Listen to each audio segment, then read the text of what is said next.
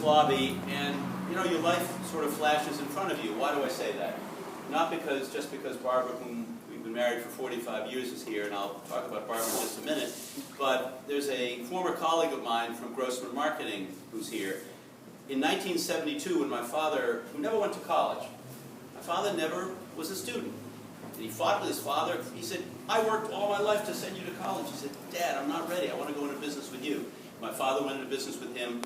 18 years later, he went back to night school. It took him 13 years to get his bachelor's. Then he got a master's in counseling. He decided he wanted to become a guidance counselor. Went to work at Boston College as a guidance counselor in the School of Management. And one day he met a young man who was just graduating named Bob Rochford. And he said, Bob, what are you thinking about for your career? He said, I have no idea.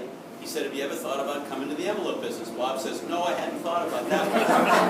He said, well, why don't you come over and spend half a day with me, and I think you'll like it.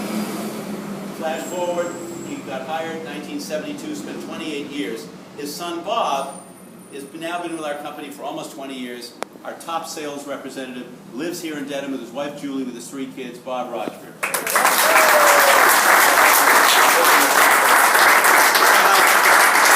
I tell you that because that's the kind of company we built for 104 years, for 4 generations. It's a business where everyone is a colleague, where we've had a union shop for 62 years, and I'm proud of the fact that in 62 years we've never had a matter go to arbitration. Why? Because we believe that great companies are not about the owners, it's about those who build the company, and the people who go to work every day are the ones who are the builders. We learned that at Market Basket over the last summer. We saw that what that was all about. We saw that the men and women who are the heroes of that company are the ones who stood out on the sidewalk and said, we want a leader back because he treated us with, as Aretha Franklin would say, R-E-S-P-E-C-T. That's how you run a company. That's how good union negotiations go. That's how not to have a matter go to arbitration. So Bob, I'm thrilled that you're here. I was honored to be endorsed by the Boston Globe last Sunday. In that article, they said some nice things about me and my tenure as treasurer. What they didn't say is the most important thing. What they didn't say is that Steve's been a great treasurer because of the team that he put together, because of the men and women who are his partners every single day. You cannot have a better partner than Jim MacDonald. Jim has been with the treasurer and with the Treasury for 39 years. There's nothing that he hasn't done. When I created that small business banking partnership that some of you read about, program that brought almost $400 billion back from banks in Europe, Australia, and Asia, put the money in local banks to be loaned to small businesses, businesses owned by women and people of color and immigrants and veterans.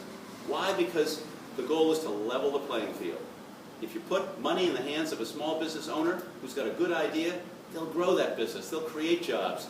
What's the most important social program ever created? A job. So Jim MacDonald oversaw that program along with everything else. Jim MacDonald has become my dear friend, a great colleague, and I can't tell you, I could never have done this without having Jim been my partner every step of the way. Jim MacDonald.